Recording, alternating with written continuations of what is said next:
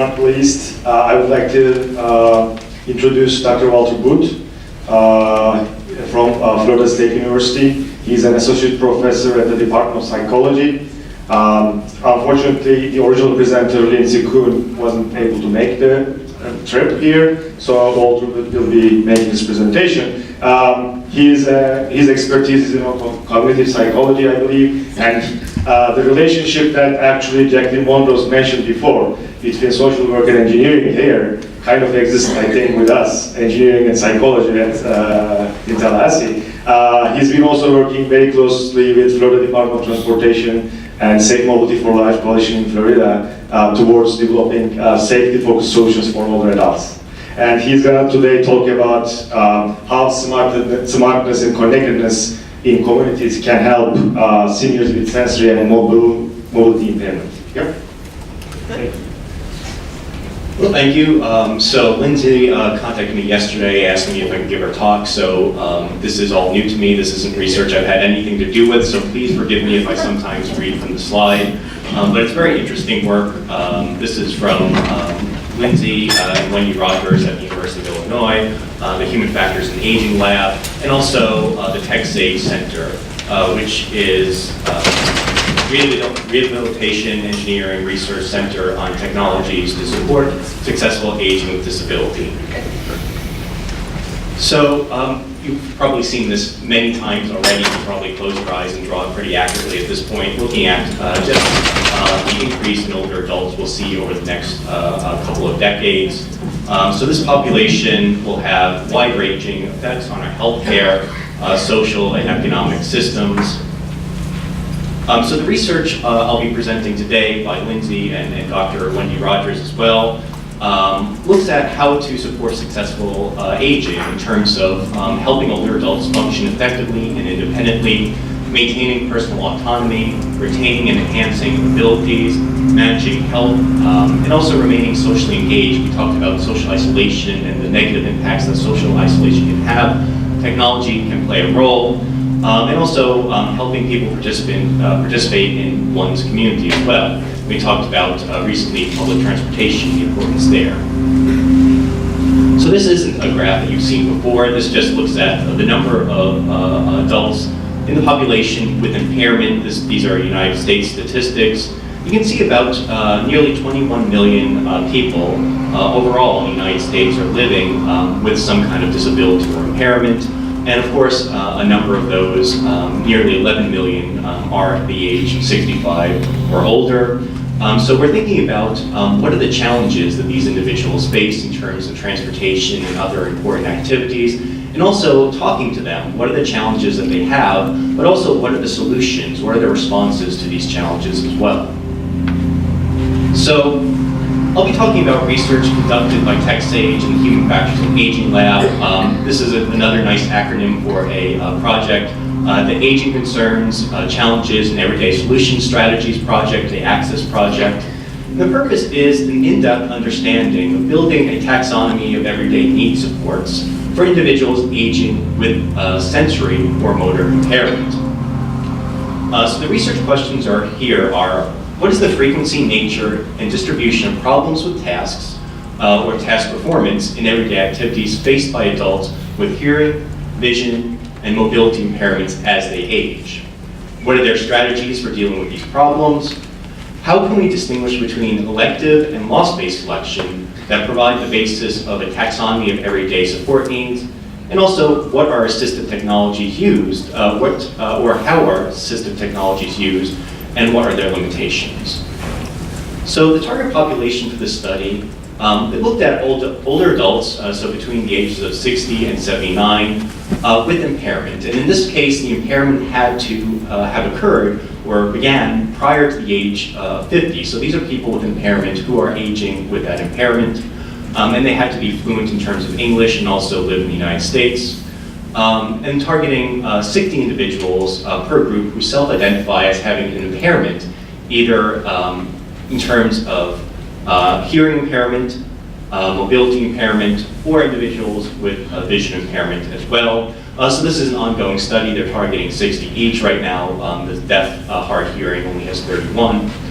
So what do we mean by some of these impairments? For mobility impairment, they had to use a mobility aid, such as a cane or crutch, a wheelchair, or had serious difficulty walking or climbing stairs.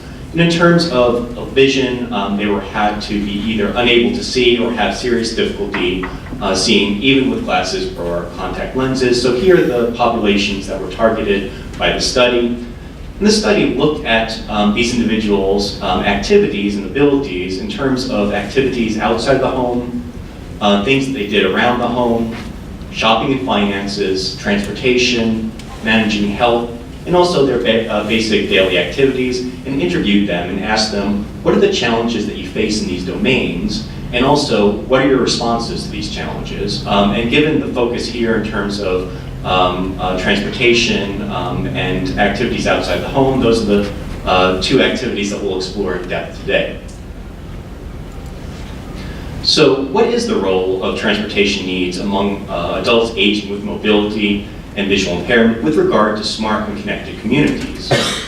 So transportation is vital. Transportation provides older adults with and without mobility impairments opportunities to engage in a number of very important activities, such as accessing parts of their community near and far, fostering social connections, which are really important, and as we discussed previously, can have a huge number of negative impacts if you're disconnected from your community, providing economic opportunities and health and wellness engagement.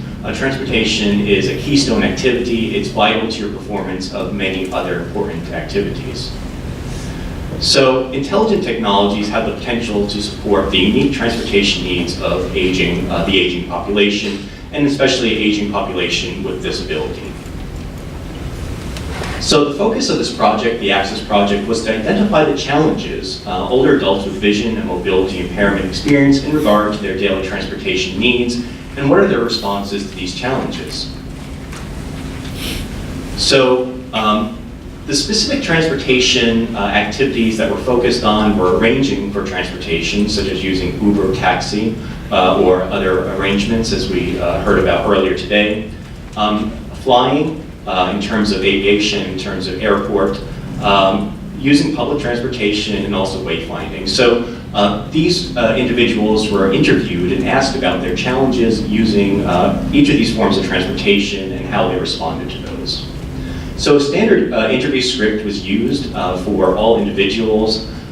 They asked people to think about, insert the transportation activity, so think about wayfinding, for example. What aspects or part of this creates the most challenge for you? So individuals with vision, hearing, mobility impairments were asked these questions.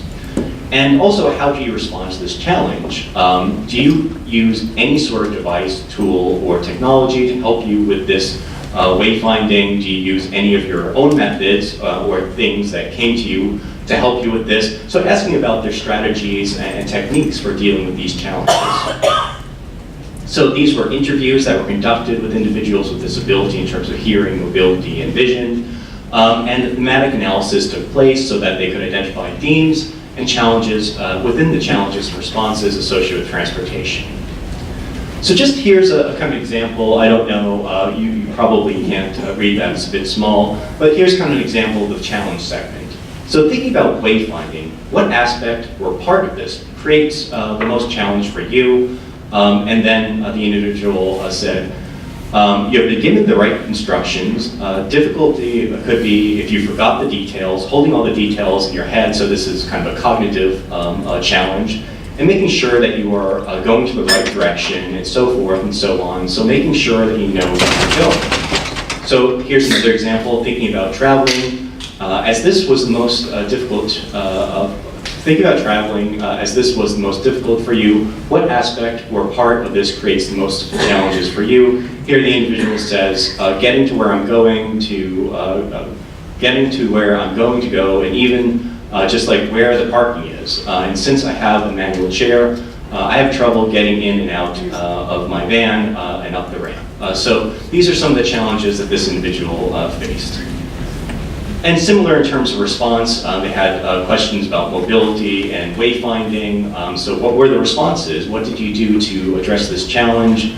So here's an individual who said, by using my other senses and using my cane and using various techniques, were how they dealt with that.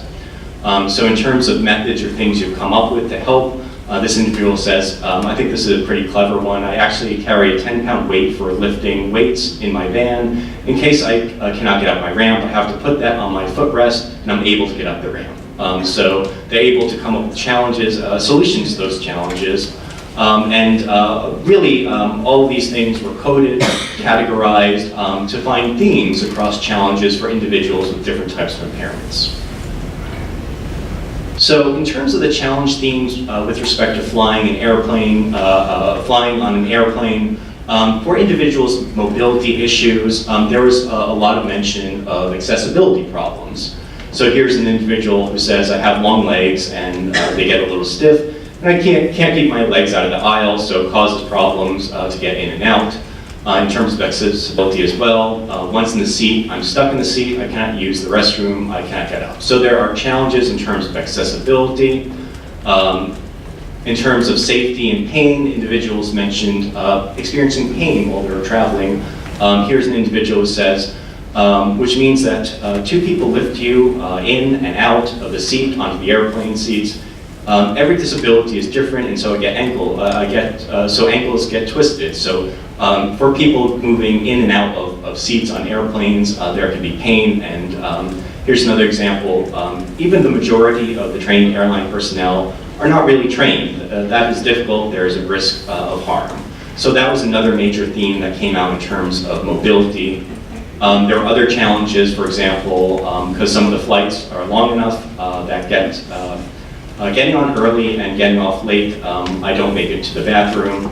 And they stow my scooter, and you never know what kind of shape you're going to get that's going to be in when you get it back. So there are other challenges individuals face while traveling by plane and transferring as well. And they wheel you through in there. You transfer from that to the seat. That's pretty difficult to do if you can't stand up and transfer over. So there are a variety of issues that individuals face when they are flying and they have mobility impairments. So what are the response themes? What do older adults living with disability do? There's an emotional response. This individual just mentions that you have to be patient, that usually you're on the plane first and you're the last person off the plane. So you have to just be patient and live with it. There are emotional responses that you need to compensate for this issue. And other people just don't do the task at all. Here's an individual who says, honestly, I almost swore off going anywhere that I need to by taking an airplane. So here's an example of the task just not being done. And also there are strategies in terms of planning and prioritizing your trip. When I was flying, being very careful about what I ate and drank. If I needed to use the restroom, it was not going to be possible. So individuals with mobility impairment were able to plan around that impairment when they're flying as well. And also there are technology uses as well. Here, when the flight attendant would bring me what they called an aisle chair, but those things don't work for me anymore, so I don't use them. So there are technologies to get people in and out of their seats and on and off the airplane. Here's an individual indrawn catheter if I have to use it. So there are technologies that people use, older adults with disability. And also assistance from others is another big kind of challenge when individuals with, older individuals with vision impairment were flying. A challenge is that oftentimes they have to get assistance from others. Here are some kind of example quotes for that. And the frustration is waiting for some personnel within the airport or something to help you. So there are a lot of opportunities where they are just challenged because they have to wait for the assistance of others. And other challenges, I guess the most challenging part is the airline's readiness to do with having a guide dog on its airplane. It's more than the handler that transports us. They don't have those skills or the background knowledge to know what the laws are or how to deal with that situation. So those are challenges for individuals with low vision or vision impairment. And in terms of responses, individuals come up with their own method, which I think is interesting. So here, actually, my dog and I have gotten off the plane, just started to go. Are you going the same way I am? Can we walk with you? You get tired of waiting for people, so here's an individual who just finds someone and asks for assistance rather than waiting for someone from the airplane or the airline to help.